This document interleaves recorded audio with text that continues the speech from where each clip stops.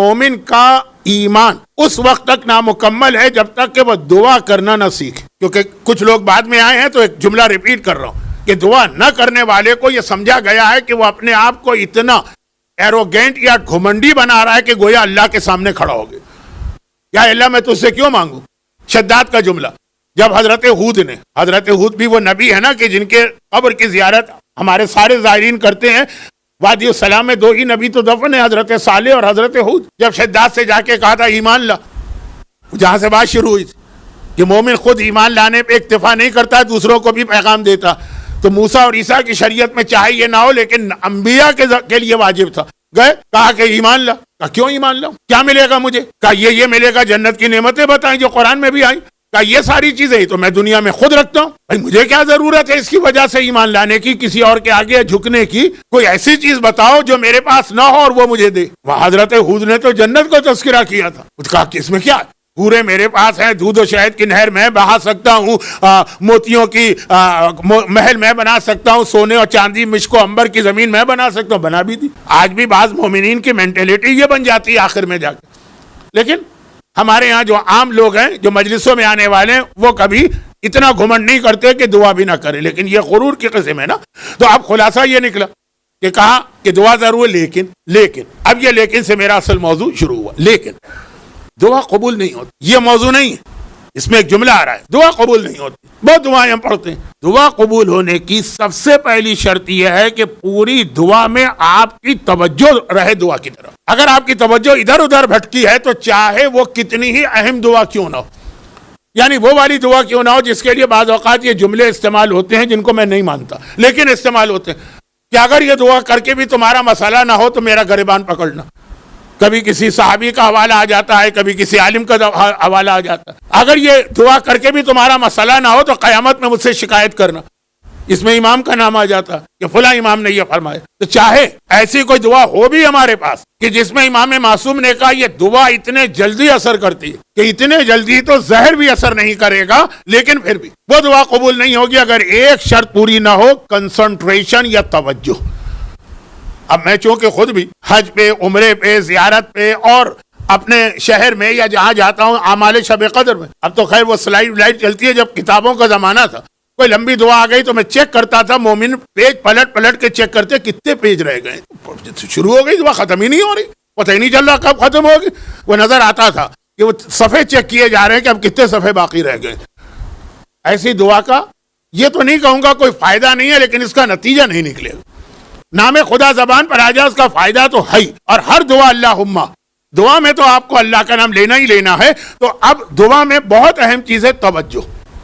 میں ان علماء سے تعلیم حاصل کیے ہوئے ہوں جو روزانہ نماز شب کے قنوت میں دعائے ابو حمزہ صومالی پڑھا کرتے تھے، جو رمضان میں ایک رات کو پڑھی جاتی ہے، یا کچھ لوگ 30 رات بھی پڑھتے ہیں تو بہت لمبی دعا لگتی روزانہ نماز شب کے قنوت. لیکن یہ ان کا درجہ تھا، ان کی توجہ. ہم سے تو اگر 1.5 صفحے کی دعا بھی پڑھنے کو کہا جائے تو شروع میں توجہ رہتی ہے، پھر ذہن ادھر ادھر جانے لگتا. بس جہاں ذہن ادھر ادھر گیا وہاں دعا کا اثر ختم ہو گیا. کنسنٹریشن، توجہ، یہ دعا کی اہم ترین شرط. اور اس کے لیے ایک شرعی مسئلہ بتا دوں، ایک حدیث مولا کی بتا دوں، اور پھر اپنے عنوان پر آ جاؤں. عنوان تو چل ہی رہا ہے کہ پریشانیوں میں مومن کے لیے پریشانی لازم ہے اور پریشانیوں کا سہارا دعا. لیکن ذرا سا ایک ترتیب کے ساتھ موضوع نہیں چل رہا ہے، چھوٹی چھوٹی باتیں آ رہی.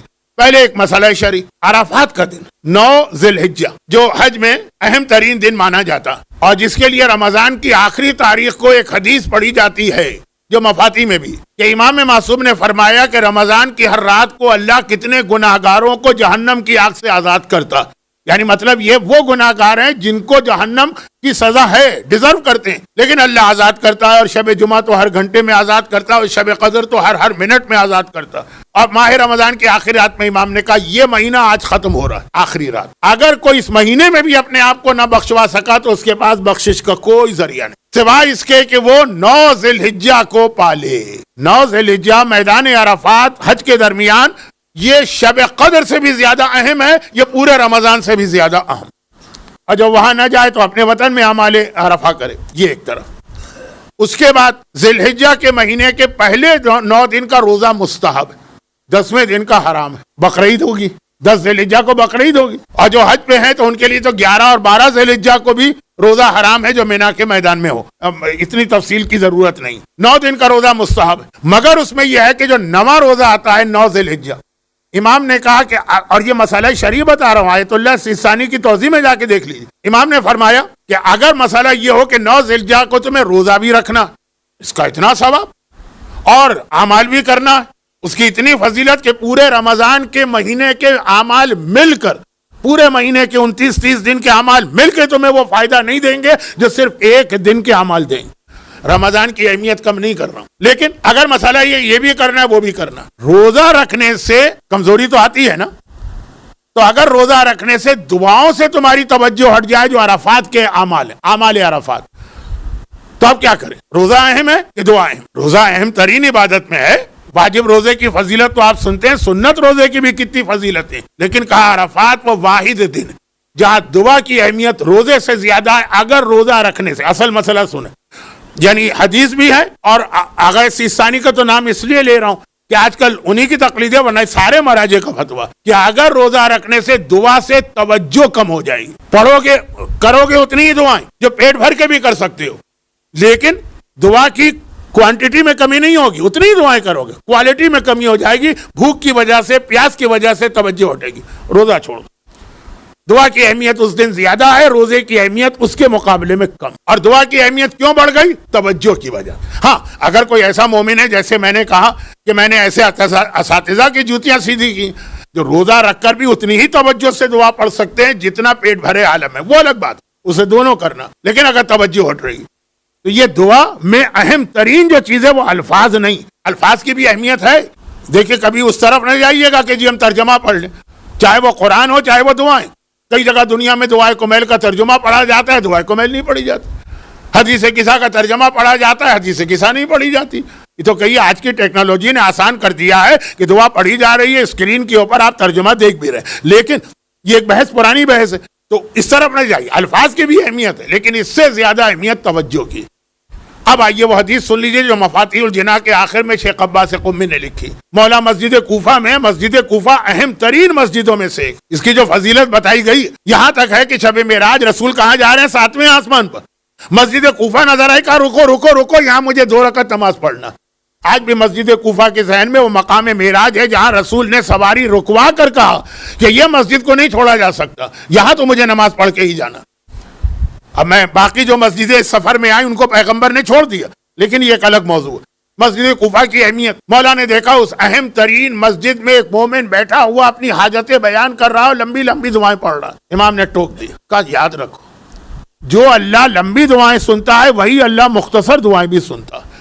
ایسی لمبی دعا، اب مولا نے جملہ نہیں کہا، یہ میں کہہ رہا ہوں، ایسی لمبی دعا آپ پڑھ رہے ہیں جس میں آپ کی توجہ ہٹ رہی ہے، اس سے چھوٹی ایک جملے کی دعا بہتر جو پوری توجہ کے ساتھ. اب اس نے ایک مرتبہ کہا مولا میرے تو بہت سارے مسئلے، بعض لوگ تو لسٹ بنا کے بیٹھتے ہیں کہ یہ اتنے سارے پرابلم ہے 150، تو 150 مسئلے ہیں تو 150 دعائیں تو چاہیے نا، اگر اپنے الفاظ میں بھی، وہ تو عرب ہے نا تو عربی میں پڑھ رہا ہوگا، تو یہ تو لمبی دعا ہے. امام نے کہا نہیں، یہ سارے 150، یہ 150 کا لفظ میں سمجھانے کے لیے کہہ رہا ہوں، یہ 150 مسئلے 200 مسئلے، اس کے لیے بھی 200 جملوں کی ضرورت نہیں ہے، توجہ ہٹنے لگتی ہے.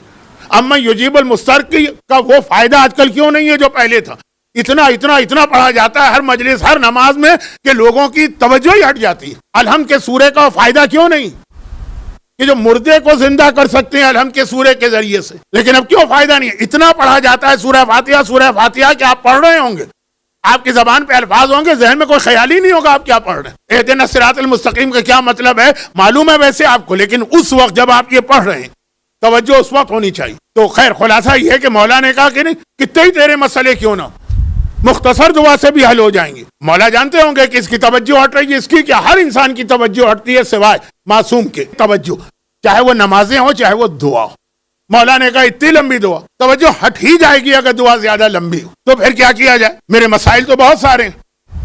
وہ جو فارسی کا ایک شعر ہے خانہ انوری والا، ایک بہت مشہور شاعر تھا اور شاعر ہے فارسی زبان کا بہت مشہور. اس کا ایک شعر ہے نا کہ مجھے تو ایسا لگتا ہے کہ آسمان سے ساری بلائیں اترتی ہیں اور پوچھتی ہیں خانہ انوری کہاں ہے، انوری کا گھر کہاں ہے کہ ہمیں اس کے گھر جانا ہے، ہر مصیبت میرے گھر میں. مولا نے کہا 4 جملے سنو، بڑی سے بڑی پریشانی اکیلی ہو یا 500 پریشانیاں ہو، یہ 4 جملے کہو تمہارا ہر مسئلہ اس دعا میں آ گیا۔ بسم اللہ الرحمن الرحیم الحمدللہ علی کل حال، ہر دعا کا آغاز ہوگا پہلے اللہ کی عظمت بیان کرے، پتہ تو چلے نا کہ آپ کس کے آگے ہاتھ پھیلا رہے ہیں، اس کو کیا سمجھتے ہیں۔ اصول کافی کی جلد اول وارہ عابد نہ بنیے۔ کتاب العقل میں ایک روایت ہے، میں روایت نہیں پڑھ رہا، ٹائم میرے پاس نہیں، اور مشہور روایت، وہ اتنا عبادت گزار کے فرشتوں کو اس کی عبادت دیکھ کے رشک آ رہا ہے، خدا بندہ ہم فرشتے اتنی عبادت نہیں کر سکتے۔ کہا لیکن جا کے دیکھو تو صحیح، وہ مجھے کتنا پہچانتا۔ اور جب گئے تو اس نے عابد نے کہا ہمارا خدا ہے تو بہت بڑا، لیکن کاش اس کے پاس اتنی طاقت ہوتی کہ گدھا پیدا کر دے، کیونکہ اس جزیرے میں گھاس بہت تھی، کہ ساری گھاس ضائع ہو رہی، گدھا ہوتا تو یہ گھاس کھا لیتا، کسی سے اردو میں جو ہم یو پی میں کہتے ہیں سوارت تو ہو جاتی نا یہ گھاس کا، یہ اس کی حالت ہے، سجدہ کر رہا ہے اور اس کے معرفت خدا یہ تو سب سے پہلے تو آغاز ہے کہ خدا الحمدللہ علی کل، ایک جملہ کا ساری تعریفیں اللہ کی، اور ہر حالت ہے ایمان کا تقاضا، جہاں سے بات چلی مصیبت ہو پریشانی ہو تب بھی اللہ کی تعریف۔ اور اس کے بعد وَأَسْأَلُ اللَّهَ مِن كُلِّ خیر، میں اللہ سے سوال کرتا ہوں ہر خیر کا۔ اب بتائیے آپ کے 500 مسئلوں میں سے کون سا مسئلہ ایسا ہے جو خیر نہیں ہے؟ اگر خیر نہیں ہے تو دعا مانگنا ہی حرام ہے۔ جو آپ کے مسئلے ہیں وہ سارے خیر ہی ہوں گے نا، صحت مانگ رہے ہیں، اولاد مانگ رہے ہیں، بیٹی کی شادیاں مانگ رہے ہیں، رزق مانگ رہے ہیں، کسی جگہ کا ویزا مانگ رہے ہیں، جو بھی آپ مانگ رہے ہیں خیر ہے نا۔ اسأل اللہ من کل خیر، سب آگے۔ وَأَعُوذُ بِاللَّهِ مِن كُلِّ شَرٍ، آپ مصیبتوں اور پریشانیوں سے بچنا چاہ رہے ہیں تو شر والی مصیبتوں سے نا، میں اللہ کی پناہ چاہتا ہوں ہر شر سے، اے اللہ مجھے ہر شر سے بچا لے۔ وَأَسْتَغْفِرُ اللَّهَ مِن كُلِّ ذَنبٍ، جب اللہ سے ہر چیز مانگی ہے تو کم از کم اتنی تو شرم و حیا کرو نا کہ آج تک جو اس کا قانون توڑا ہے تو ایک بار اس سے سوری کر لو۔ اسے کہا جاتا ہے نا کہ وہ انگریزی کے 2 جملے ایسے ہیں جادو ہیں، ایک سوری اور ایک تھینک یو، بڑے بڑے نظام ان 2 جملوں سے بدل جاتے ہیں، لیکن اس کو چھوڑیں، یہ اسلام۔ یہ استغفر اللہ کیا؟ یہ اللہ کی بارگاہ میں ایک لفظ سوری، خدا بندہ جو آج تک ہم نے کیا ہے اس میں معذرت۔ لمبی لمبی دعائیں توبہ نہیں بتائی، ہمارے پاس دعائیں توبہ بھی ہے جو بہت لمبی، لیکن کا ضرورت نہیں ہے، صرف ایک لفظ سوری اللہ سے۔ اپنے آپس میں دوستوں میں راستے میں سڑک پہ کہیں کسی سے ٹکرا گئے کچھ ہو گئے سوری آ جاتا ہے نا، اللہ کی بارگاہ میں سوری کہتے ہوئے کیوں جان نکلتی، لیکن توجہ کے ساتھ کہ سوری کیوں کہہ رہے ہو۔ تو اب یہ امام نے کہا 4 جملے کو، 2 جملے بیچ والے اس میں ساری چیزیں آگے، جتنے تمہارے مسئلے بتاؤ نا کیا مسئلے، ان میں کون سا مسئلہ ایسا جس کو دعا کور نہیں کری۔ مفاتیح کے آخر میں شیخ عباس نے روایت لکھی ہے نا، لیکن میں دعا کی نیت سے یہ میں نے نہیں پڑھی روایت، اگرچہ دعا بھی ہے ایک بہت اہم، میں نے اس نیت سے پڑھی کہ توجہ 4 جملوں میں آپ کی توجہ رہے، یہ آسان۔ دعائے ابو حمزہ سمالی آپ پڑھیں، دعائے کمیل آپ پڑھیں، آقا حسین کی عرفات کی دعا آپ پڑھیں، پوری دعا میں توجہ رہے، یہ مشکل۔ اور یہاں سارا دار و مدار دعا کی قبولیت کا لمبے ہونے پر نہیں ہے، الفاظ کے بناؤ سوار پہ نہیں ہے، توجہ پر، پوری توجہ۔ اور یہ وہی منزل آتی ہے توجہ والی، جہاں پہ ہمیں، اب جیسے میں نے عرفات کے روزے کی مثال دی نا، روزہ آپ نے رکھا، وہ توجہ کیوں ہٹا لے گا؟ بھوکے ہیں نا، پیاسے ہیں نا، ذہن مشوش ہوتا ہے، پریشان ہوتا ہے نا، توجہ ہٹتی ہے۔ دعا کا یہ اصول بہترین طریقے سے اگر آپ کو نظر آئے گا تو کربلا والوں میں نظر آئے گا۔ جدھر حق ہے ادھر مولا، جدھر حق ہے ادھر مولا، جدھر مولا ادھر حق ہے۔